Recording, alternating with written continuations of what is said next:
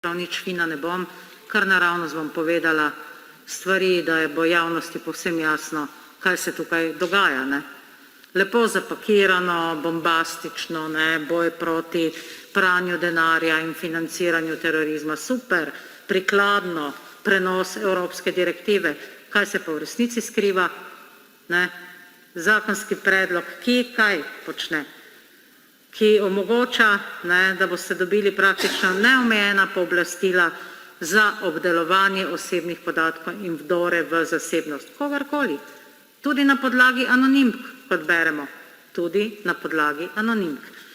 In se pravi, vaši inšpektorji bi zdaj po novem, ne, če bo to sprejeto, ta katastrofa, brez sodne odredbe lahko vstopali v prostore, v naše prostore, kogarkoli, po mili volji, ne, brez sodne odredbe in brskali recimo po naših računalnikih in telefonih. Kar tako.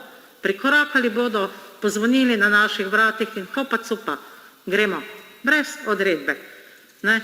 Prav tako boste lahko po miri volji zbirali podatke iz praktično vseh evidenc državi, kot je bilo danes že večkrat tu povedano, ne da bi zato sploh potrebovali za neke konkretne postopke. Zakaj? Pred volitvami seveda, kako priročno.